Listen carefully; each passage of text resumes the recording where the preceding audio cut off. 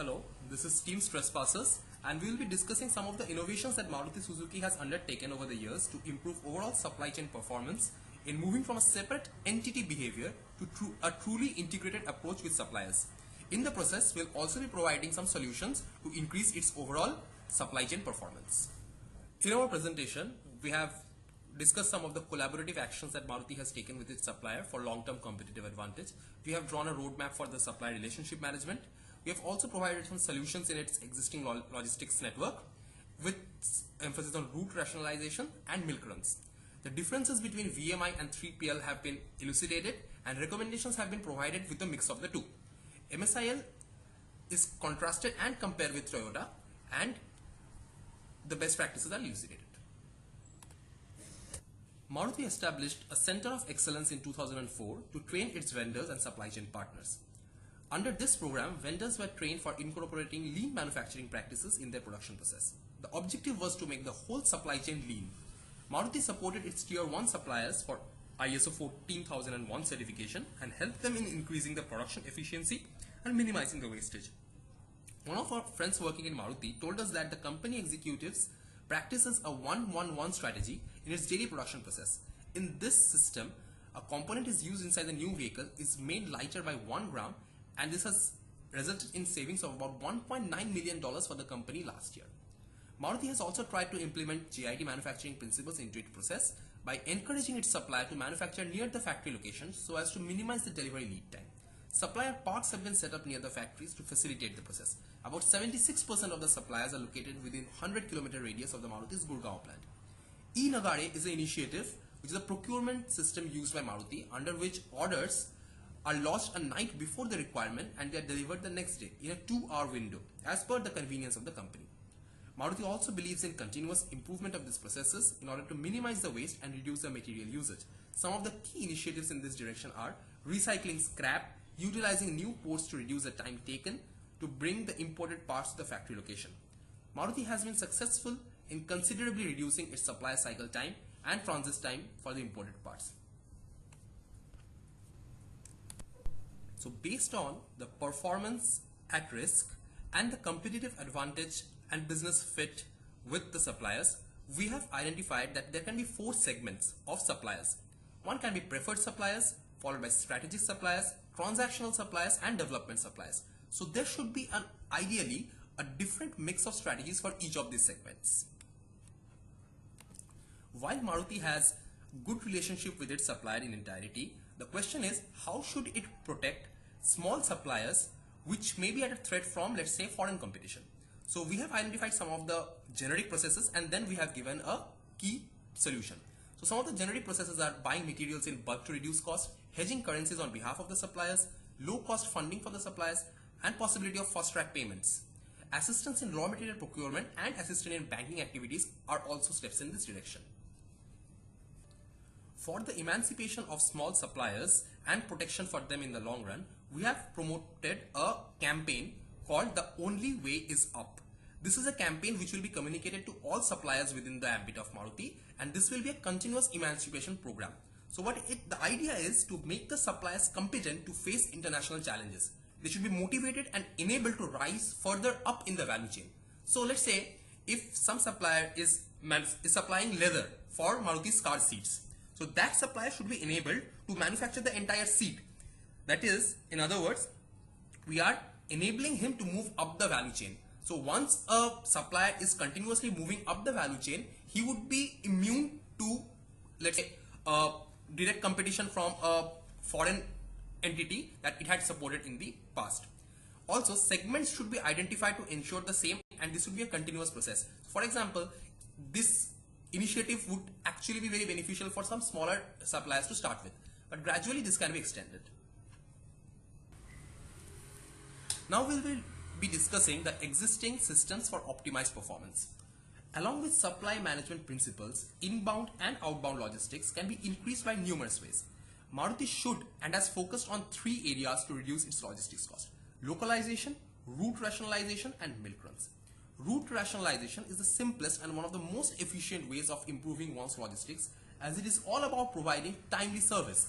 In the past, Maruti has reduced its transit time for imported components by 33% via shifting of port from Nhava Sheva to Pipavav.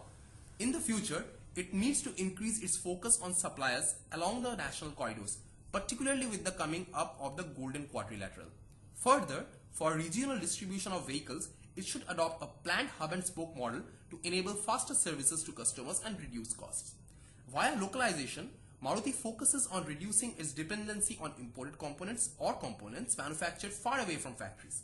For this, Maruti can resort to three-pronged strategy of searching for local entrepreneurs that can be molded as per the requirements of Maruti, who can be the future vendors, loan and license facilitation for dwindling existing vendor businesses, and imparting technical know-how to better performing vendors. This will not only be beneficial to Maruti as it reduces the cost of both logistics and components, but the local society as well. For selecting the components to be manufactured locally, we have plotted the components on a 2x2 matrix on a supply risk and profit impact axis. The strategically bulky items which are high on supply risk and profit impact matrix should be given priority for establishing their plants in the supplier parts. Then the focus should be on bottleneck items, suppliers which can have a serious impact on dealer and customer acquisition. In other words, the bottleneck items, as shown in quadrant number 1, should be given maximum priority. Now we present to you our key solution for efficient logistics. We have identified some potential areas of improvement through analysis of the current procurement and delivery system in place at Maruti. In the current system, material from different vendors is brought into the manufacturing site through trucks via road. These trucks post unloading are sent back to their respective holding areas. An opportunity identified here is that instead of sending the trucks back to their holding areas, Maruti can leverage them to send the scrap material back to vendors. This could save an additional trip, money and time. The scrap material can be collected, stored and kept ready for the delivery trip of the truck, and offloading of the raw material brought in by the trucks and loading of the scrap material can take place in a single visit by the same workforce. Similarly, steel coils can also be sent to the third-party warehouse in the same empty trucks. The diagram shows that the return trip of a trip post-implementation. Space utilization within the trucks is something that is being widely practiced abroad and if implemented can yield significant benefits. The figure shows a cargo optimizer, which is a typical cargo planner used in some countries for arranging the material inside the trucks. First step in the process will be to standardize the shapes and sizes of the raw material. For example, we can see that 3 broad shapes, a cylinder, a carton box and a pallet, is used to describe the shape standardization. The raw material to be loaded must be arranged in this form and then loaded into the trucks inside the boxes designed according to the dimensions. This will ensure that the material takes exactly the shape as desired. These boxes can then be arranged inside the trucks in a predetermined manner so as to maximize the load. The figure shows the predetermined configuration and placement of the boxes inside the truck. This will help in optimizing the space utilization inside the truck and saving costs. This also will lead to standardization of the loading process, therefore reducing loading time in the long run. This will ensure smaller order lot sizes as well. Next, we'll discuss the differences between vendor-managed inventory and 3PL strategies. In our case, a vendor-managed inventory would be the buyer of our product, that is the dealers. They will be providing a certain information to us, Maruti Suzuki, the supplier of the product. And we as the vendor will be taking full responsibility for maintaining an agreed inventory of the material, usually at the dealer's consumption location. This reduces inventory and also increases efficiency because of better forecasting. So the advantage of this process is it maximizes the stock position, reduces freight costs, fosters cooperation in the supply chain and a collaboration as well. However, it comes at some challenging cons. One is the increased vendor responsibilities, role complications and chances of conflict. There is a loss of flexibility for the dealer and they are not always happy with it. Third-party logistics, in the other hand, is a system in which a third firm provides service to its customer for a part of the logistics network or the whole of it. In the case of Maruti Suzuki India Limited, providing third-party logistics would help them in cost reduction and freeing of resources. Maruti can hence increase its focus on its core competencies and more coordinated milk runs and risk sharing can be done. However, this has a con as well. we lose control to the third party. Also, from a higher distance of clients, you lose personal touch, and also the service level is not as good as it could be when you are doing it yourself. Next we have is a solution in which we collaborate with competitors to enhance the efficiency of inbound logistics.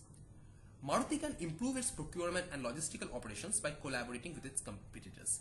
An interesting case in point here is Honda, which has a production facility in Gurgaon near Maruti's plant. I repeat that this solution is tenable because the facility of Maruti is close to Honda's plant. The figure shows that for domestic parts, both Honda and Maruti can collaborate to procure the material from domestic suppliers. Suppliers from suppliers 1, 2 and 3 who supply the parts to both Honda and Maruti can be clubbed together, and the incoming trucks can then unload the material to the designated manufacturing site. The suppliers 1, 2 and 3 as identified in the diagram would be responsible to maintain the inventory for parts of both Honda and Maruti. Thus is a case of vendor managed inventory. A point here to note is that in this case the vendors are the suppliers and the buyers is Maruti and Honda in this case. Milk runs can be leveraged for the imported parts.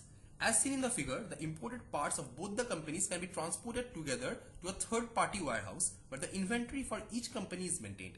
The material from this warehouse can then be transported to respective manufacturing units in common trucks.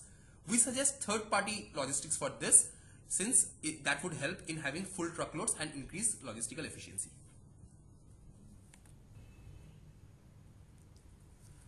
In improving the procurement from tier 2 suppliers, we have done our primary research and based our solutions on the same. Quality is a key issue here. Coming to quality issues, as per our primary research, we found that Maruti procures some of its critical items directly from tier 2 suppliers.